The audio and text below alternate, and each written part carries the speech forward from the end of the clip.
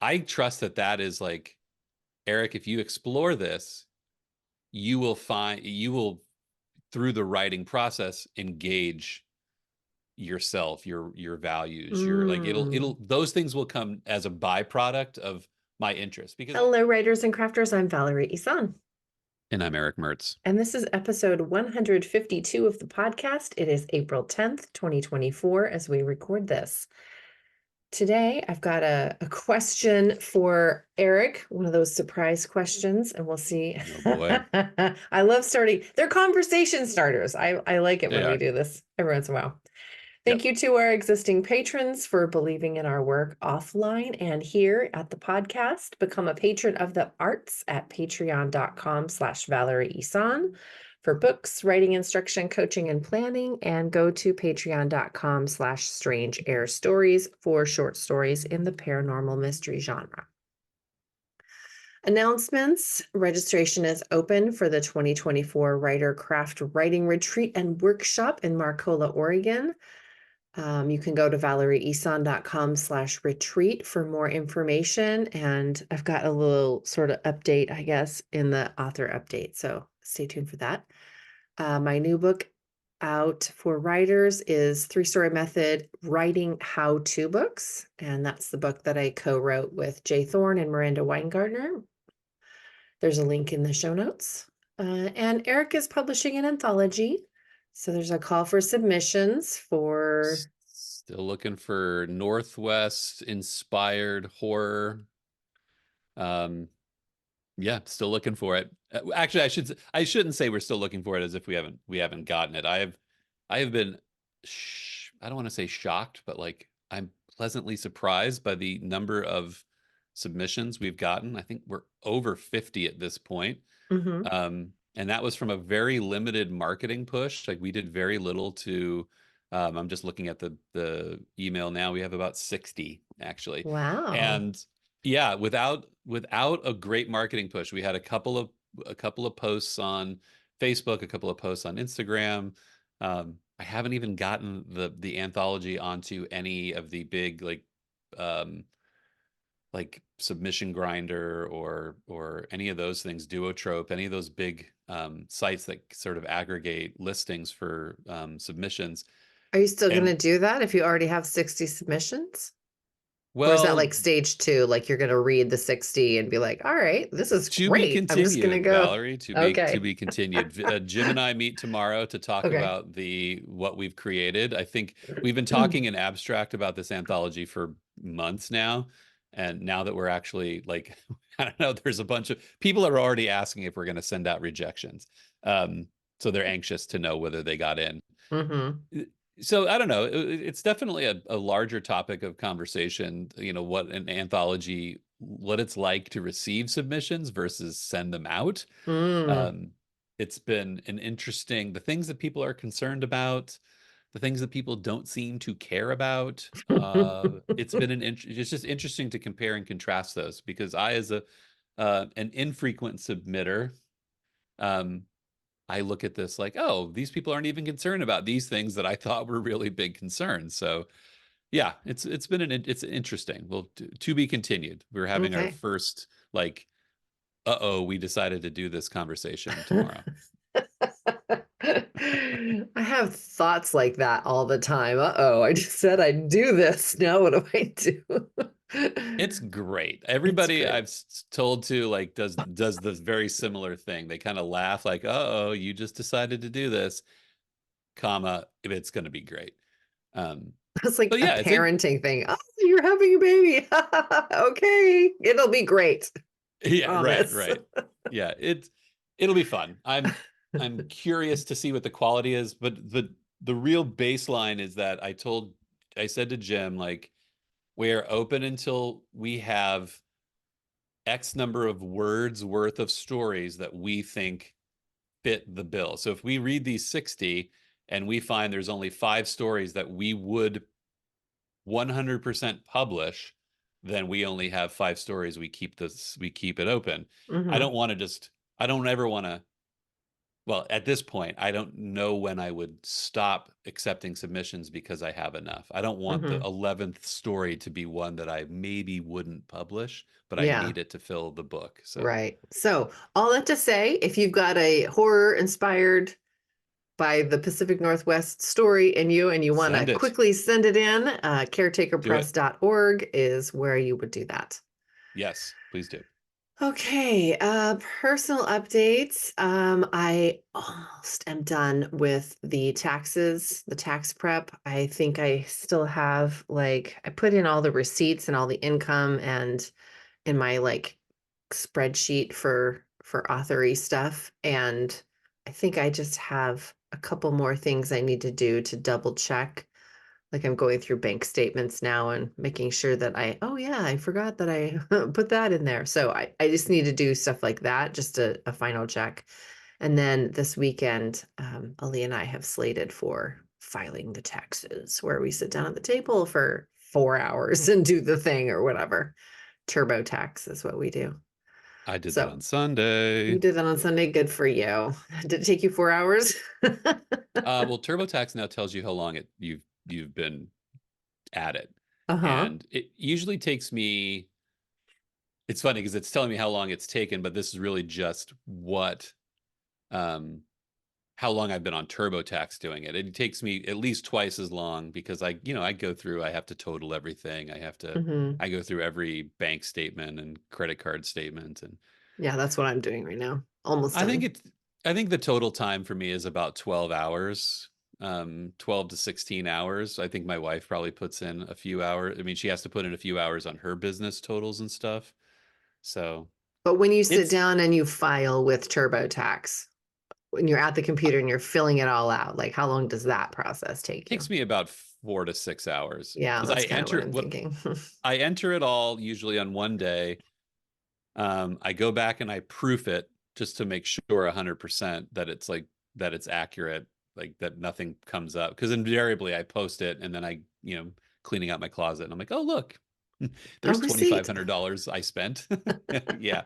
So um yeah, I actually really enjoy taxes in a weird way because it is like a financial lifestyle and business audit Mm. every year that I can do that like tells me, okay, yeah, you spent a lot of on this last year and it didn't yield anything, or you didn't spend enough on this and you're so it's a good way to like look at, Uh-huh. get a clear view for me. I have a on my spreadsheet, I try to get the categories to be the same that TurboTax asks for, so that I can have a total for the the category that they ask for. But the other and miscellaneous category is so huge, that I've started like pulling out and doing a total for services, like BookFunnel and ConvertKit and Yeah, ChatGPT and all of the services that I pay for. But I also think so education is under that, which means books and classes. right. So I kind of want to like make us another. I would like to know like how much I'm actually spending on books every year or what I'm spending on, business coaching and classes, and that's what I would like to know, because that I think is one of those lifestyle things that I should audit. Like, okay, I spent this much money on courses and classes, and where did that go? Like was that Right. really helpful? Because I wouldn't say a compulsive learner, but I'm number one input on the You are Clifton a Strengths. compulsive learner. You I are a love compulsive learner. classes and learning and taking in information. So I need to make sure I have to rein it in sometimes. I also think it's important to look at all that stuff and say, just so you know, okay, this is what I've spent. Like you can do comparing, you compare years to years. This is what I end up spending at least an hour or two doing is like, oh, I didn't, 2 years ago I spent this much. This year I spent, the year before I spent a little bit more. This year I spent none. Why did I go through, why am I not spending as much on, you know, is there a reason why I didn't spend as much on travel last year as I did the year before? And so it kind of it also gives you an idea of like how your business is going through these roller coaster, Hmm. expenses. Technology. I haven't bought a new computer in a while. It's time for me to get a new laptop. So, because I could see that on my taxes. So, Hmm. I have not, so last year I didn't use TurboTax. I tried a different service just to see if I liked it or if it would work out better or whatever. So this year I'm kind of afraid like it won't self-populate as well as it normally oh yeah. does, maybe. So I might have a little extra time to that I need to put it on. Anyway, let's stop Well, talking let about me. taxes. Well, I just want let's put a bow on this. Okay. Taxes are unnecessarily complicated because the tax preparation industry lobbies Congress to away from simplifying taxes. We could all have much simpler taxes, but there is a very strong lobby in our government to make sure that they stay complicated because you and I spent $300 to prepare my taxes through TurboTax. That's just the paying TurboTax part. Like that's I don't know. Like it's unnecessarily complicated. It shouldn't be this hard. So if anyone listening has anybody, an uncle who can help us, should. So yesterday was my son's birthday, so we made dinner for him and spent some time and I got a hug. He's not a big hugger, so I get hugs on like holidays. It's pretty Oh, awesome. So that's good. he's a fantastic hugger. He just doesn't like to be touched. So that whole spectrum thing. So I feel Yeah. quite pleased when I get a hug. So that was lovely. That ended my day wonderfully. I do have a couple more conferences I want to pitch. And I guess the rest of my goals for, I don't want to say for the rest of the week. Well, because taxes are in there too. So for the next rest of the month, I'll say what I want to focus on is creating workshops for my retreat. So I'm planning on 4 and I just need to like, and I have like a list I've started of like pain points to talk about or themes that I want to talk about, but I want to actually create like this is the title of the workshop and here's the little summary on it and put that up on the website so that Cool. as another I don't know marketing tool that I can start talking to people about. Okay, we're going to do a workshop on this at the retreat and put that up on the website. So that and then creating lesson plans for my upcoming class at Wordcrafters, which is Cool. on creative imagery in nonfiction. So I need to do those things. Yeah, so I think that's probably my update. It's just been taxes and kiddo stuff. He turned 23, so it's funny to call him a kid, but Yeah. what about you? I had took a road trip a couple of weeks ago with the fam, which was great. I got a couple of short story ideas out of that. So I've been working on those. Which was it's always fun to start fresh on something, especially when it's 4,000 words and doesn't have Mm-hmm. to be anything. Um, so yeah, I've got a couple of shorts that I've finished, and I've been a little inspired by running the anthology, to be honest. Like there's people that I haven't read anything that that have been submitted to us, but I still kind of like I'll read the email and I'll be like, ooh, cool, that sounds like a cool story. That sounds like a cool story. And so yeah, it really inspired me to take the hotel lobby, noodlings and ideas that I came up with for new and original shorts and started on them. So yeah. That's awesome. Yeah. I've Very got like cool. 3 short stories that I've been sitting on for most of this year, plus Hmm. this new couple that I'm really determined to like it.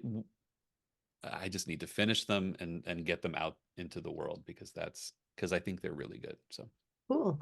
That's awesome. What are you reading? I actually finished a book last night. I'm gonna hold it up. It's called Monica by Daniel Close.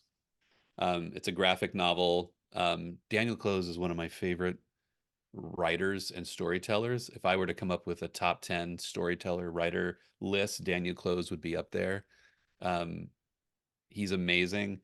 His graphic novels are always about, I was trying to think of it last night when I was on my dog walk toward the end of the night. Like, why do I love him so much? And I think as a kid who grew up in the suburbs, who's now an adult who moved back to those suburbs, um, I like outsiders. I like people who don't fit the sort of standard mode, Hmm. and people whose lives are a little more complicated. And fortunately, like, I live a life where I'm in contact with a lot of those people, but Daniel Close writes these stories in a very nuanced graphic style that just really probes into interesting people's lives. And this was on the shelf at the library, of course. And so whatever else was going to be on that list, um, was ever was coming next had to wait, because this book is just, it was amazing. It was such a great, great book. Um, and I actually put a bunch of his stuff on hold too that I hadn't read yet. So I'll be binging a little more of him. But I finished the other book, the Order book. What was the name of that? It's the Study for one on Obedience. Study for Obedience. Yeah, ending not as good as the beginning. It's sort of the story just sort of like wilted instead of Mm. finished, Hmm. and I'm a little bothered by that I loved the beginning so much. It was still a beautifully written story, but it just didn't reach that crescendo that I needed it to. So, Mm. what about you? I'm still reading Worthy, How to Believe You Are Enough and Transform Your Life by Kern Lima. I don't know why it's taken me, what is it? I've been saying that for 3 weeks now. I mean, usually I can read a book in a week kind of person. So I'm not sure Yep. why this is taking me 3 weeks to read. And I'm only like 2/3 of the way through. So I'm enjoying it, but I don't know. Maybe it's just the Right. nonfiction thing and I need to pick up some fiction. Yeah. Maybe that's all Could it be. is. Could be. But yep, still reading that. Um, all right. Let's talk about my question, my secret question. All right. Here's the question, Eric.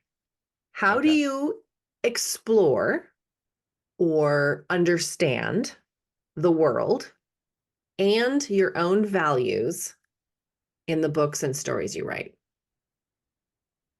I like how this started extremely broad, started to get narrow, You can and answer it then however you want. You don't have to narrow it down, but for the purposes of the podcast, which is a writing podcast. right. Um, well, the way it opened up, I could have gone a lot of directions, right? That's an interesting question. Like, I think that um, I'm going to answer it the way I first heard it, I Yeah. guess. Um, I think that I'm in my mid to late 40s. I've been around a bit, um, and I feel like a younger me would have been threatened by that question, because I not threatened by it necessarily, but just challenged by that question, because it I would have assumed I would have assumed that it's like my place to, like, I control that, right? I You control control what? how I present and how my values present and are explored in the stories that I write. Like, I would have, like, really argued that um I was in control of how that worked, and I had a very conscious answer to that question. Um but as I've gotten older, and I think I don't nothing has been figured out, but as I've gotten more comfortable in my uncertainty about how this works. um I think that there's, like, for me, that I explore the world and values, like, that's not the conscious part of the writing for me. That's not what I'm doing on top of mind. So, for example, um one of the short stories I wrote off of our road trip from a couple weeks ago was, I mean, it was a sort of a weird fiction, sort of time bending story. And that's, and the short of it is, we were driving through the countryside, and the clock in our car changed. Like, it went from 3:45 to 2:45 back to 3:45 again. And of course, it's, when you're on the road, anything is the inspiration for a conversation. And many miles later, after my wife and child had moved on from that conversation, I was still thinking about it, like, wow, I love this weird stuff. What could I do with it? Well, that was the inciting incident. And the way I guess I've trained myself is that I didn't sit there and say, all right, well, how am I going to explore the world or my values through this story? I just allowed my ongoing interest in that story, the ongoing interest in it. I trust that that is like, Erick, if you explore this, you will through the writing process engage yourself, your values, your like it'll Mm. those things will come as a byproduct of my interest. Because I've often, I'll take this question in a different direction and say, like, I often wonder, like, why is it that, in a week of driving around with my family, I'll come up with 10 story ideas, or 10 things will happen that inspire a story, but it'll only be one or two of them that really stick with me. That's the one that comes up when I'm walking the dog. It's the one that I think about right before I go to bed. Like, what is the magic in that story? And for me, I've just trusted that the magic is, I unconsciously know that there is a lot for me to explore concurrent to that story idea that would be, that would create depth. So from that little clock switching incident, I ended up writing a story that had a lot to do with, aging and expectation, and it was a connection between a mother and her son, and the sort of like, it was a almost an allegory for growing up too fast. And as I got to the end of it, it was like I felt that rewarding feeling of like, oh right, like that story, not what was interesting in that story was the inciting incident was the clock changing, and that was a weird enough thing for to keep my interest. But really what I was exploring was, it was my wife and child and I in the car. It's our, the relationships that we have, the relationships that we're growing into and out of, and all those things. um and I did, the story started off as like a weird thing, and then ended up becoming a lot more emotional at the end. It became a lot more about, the connection between mother and son, and then what a son does with that connection. And yeah, so I guess I try not to be conscious about it. I try to just let the story tell itself, and let me guide it, and then find the themes and values in it.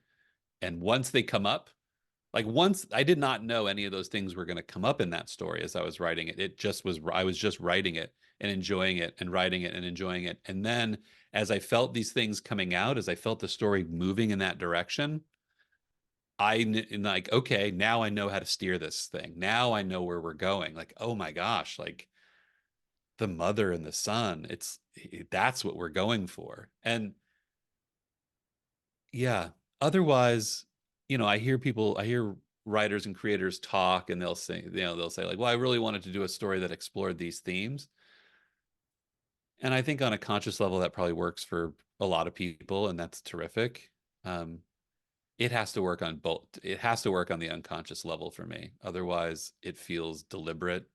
And yeah, so I want to avoid feeling deliberate. I want to feel like those things are natural and spontaneous. So And what happens then when you I have a poet friend who is there's another t-shirt. I have a poet friend.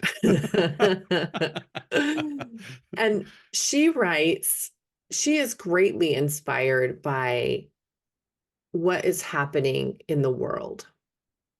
Usually politically, actually. She writes in response to something that has happened that she, well, doesn't like, or Right.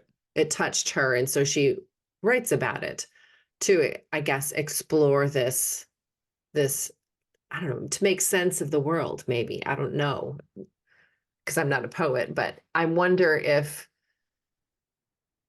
is there, when you say it starts out unconsciously, are some of those, so you said about the clock changing. So when Right. you saw that, you were like, ooh, story idea. And then you wrote, and then themes of other things came up. So what happens when something in your life disturbs you and you need to process it and make sense of it, do you go to the page to do that? Never. Okay. So then Never how do consciously. you? Never Okay. consciously. And I think it's interesting that you when you said that, it's like there's an E. E. Cummings line about um to him, of course, this is just his definition, and it's like this is my one of my favorite lines about writing. He said, "The trouble with being a poet is a poet is not interested in things made; he's interested in making things, basically."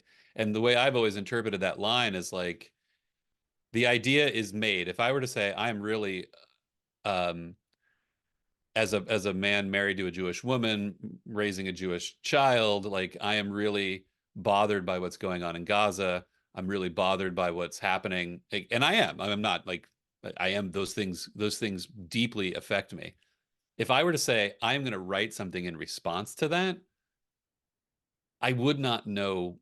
I can't. I couldn't do that. Now, if I was going to write something that addressed that, it would be more like I heard in this new house. We're not even in here a year, and it's like the seasons sound different here. Heavy rain in this Mm, house sounds different than it did in my last house, and the garbage trucks sound different. Everything sounds different, right? hmm If I was going to write something about something meaningful, it would have to be off of like I'm walking through the house. For example, I hear the sound of the garbage trucks. It's especially affected me. I write an exploration of that sound and that feeling that comes from that sound. And oh, look, actually, this leads me to that feeling about something topical or something real that bothers me. But otherwise, it's like if I wake up in the morning and I hear the news and say I'm aggravated by this, what this is doing to our world, then like I just wouldn't know where to begin. It would have to come as almost a secret, kind of like a sneak in a sneaky way. hmm I think I'm with you on that. And often that creates kind of a writing block for me. Like I will have feelings. I will witness something or hear something on the news or whatever and have feelings about it. And, or, being in Turkey and watching my mother-in-law die, like I Right, have feelings about that. And I know as a memoirist, I'm going to write about that, but I don't know what to write about yet, like right.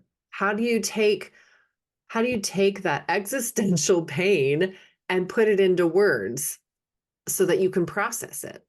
Writing is a way into feeling. Feeling for me is not a way into writing. That's just it I have to take for granted that for me, I just take for Mhm. like at the top, there's that inspiration. There's the ongoing emotional mystery of like, why is that this idea won't let me go? Why? Mm. And again, I mean, I could show you the notebook from our Mhm. trip. The little things I wrote down, like there were nothing as quite as striking and obvious as the clock changing like that and on the road, but like there were things that happened. There's things that sparked. Why is it that of all out of all the sparks it's this one? And I think that is the mystery, that's the magic, that's the unexplainable. And if I could, I actually wouldn't, if I could make the Faustian bargain to understand what that is, I wouldn't want to understand what it is Mm. because it's the engaging at that top level mystery. And then I think it's just my subconscious leading me to like I really find that a lot of my stories are about being a father, being a husband, watching a mother, being, like I think family issues are strong connection, like strong themes in my stories. Mhm. They're in all of the stories, right? I mean, everything when I step back and look at it, I realize like, oh, I'm trying to make sense of this relationship. I'm trying to make sense of that relationship. But I never go into it like it starts out as a baseball scout. Why that baseball scout in this series has to and eventually I'm not going to spoil much, but like he eventually kind of adopts an orphan that he encounters in the town that he's been assigned to. Like it's because the theme of being a parent, of being a father figure, of being a guide to a young person is resonant in me. But Mhm. I never consciously, if you looked at all the notes from that story, I never said, main character must acquire, you know, Right. something. Like it just came. And then all of a sudden it's like, oh, right. He can't just know this girl. He has to bring her in because it's important to me that lost kids get found. And so here we go. Mm-hmm. um, I could not have gone about it the other way. And I think that's, yeah, that's why there are stories that won't let me go. And I think that's why, is because subconsciously I know that they will open up things for me. Um, and that's not to say at the other end of the whole funnel, you know, having written that, the first draft of that story, um, off the road trip, like now it's like, now that I'm at the bottom part of the funnel is inverted, right? It starts out as a narrow thing where I'm just like writing about an incident, and it opens up at the bottom and becomes bigger. Um, I can discuss and talk about the themes then, because I could say, if someone were to say, "What's this story about?" I would say it's about the complexity of growing old and growing old with people you love. Um, because look, and we're been talking about, this is a great topic, but I would say that, like, there are no, like, there's no real original stories, right? Like, we all, there's archetypal stories, and we're all just playing with those archetypal themes. And we can look at that as a hindrance, but I really look at it like kind of a propeller, a propellant, in that, like, I'm writing like a very, something unexplainable happens. That is an archetypal inspiration, igniting moment in a story. Where you go with that archetypal moment is up to you. Where you go with the trope is up to you. And yeah. And I'm not, I just want to say, as we're closing, like, I don't want to say, like, your poet friend who gets inspiration from the news, like, that's not wrong. It works for her. Um, I think that that's and what I instinctually want to do, but I think maybe like you, that's not how I'm going to be able to do it. And so I think that's why I run into that roadblock of, okay, I'm going to sit down and write a story about death. And I don't go anywhere with it. But if I were to just sit down and, write another yeah, story about something else, death would come into it, maybe grief and death. And I think that it's why it's hard for me when people, they find out I'm a writer, and they say, like, "Oh, what do you write about?" Like, I never know how to answer that question. Even though I spend 25 hours a week in that world, hmm I don't know how to answer the question, because consciously, like, I don't consciously, I'm writing about one thing, and I'm so acutely aware of this. I'm consciously writing about one thing, but ultimately, like, it's never about what I started about. That story ends up in, like, in a moment, like, that story ends in a moment of that I was, even as the story engine was going, and I crossed the threshold of, now I know what the story was about, and I'm writing towards this is the theme I'm writing about.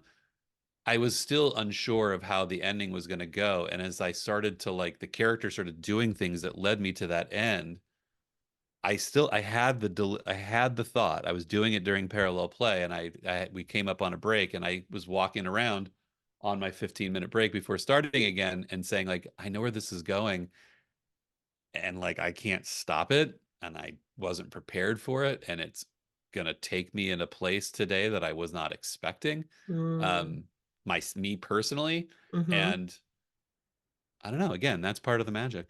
For me, Yeah. that's part of the magic.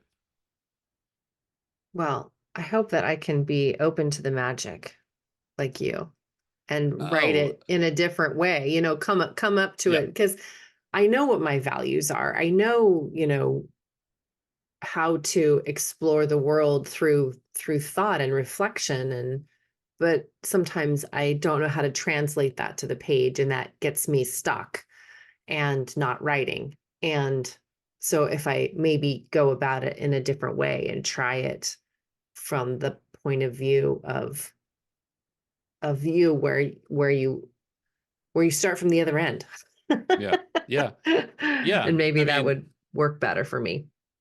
think about all the times you've been seduced in anything, right? I mean, it's like, the a lover doesn't seduce you by saying, right top end, this is what this is the end of the story that I want for us. you know, Here's what they I can start bring to with our relationship. right. They start with, "Can I get you a drink?" They start with, yeah, is someone sitting here? Like, what? Those are Mhm. terrible lines, but, like, they start with, they You must have introduce the been great topic. with the ladies, Eric. Oh man. different topic, different podcast. But yeah, it doesn't start at the end. And I think like for me, those deeper themes are at the end point of discovery and not at It the beginning. doesn't start at the end. Oh my God, that is, I have chills. That should be like on a, That's our t-shirt. that's more Another than a t-shirt. t-shirt, dude. It doesn't start at the end. Oh, all right. Yeah, Thank you. What a you're wonderful welcome. answer to my question. Oh, I'm glad that worked. All right, listeners, next week we are going to be talking with Kathy Gregorio. Is that Giorgio? I don't know how to pronounce her last name. We're gonna find But out. we're going to find out. We're going to talk to her about writing through chronic illness, and I'm really looking forward to it because I think that's a topic that is well, kind of near and dear to my heart, actually. I know lots of people in my family even, and sometimes anxiety and depression can take you someplace you weren't expecting that day. Right, right. So how to have the energy to keep going. So, all right, cool. Thanks for talking with me today. Absolutely. My See you next pleasure. week. Bye for Bye-bye. now.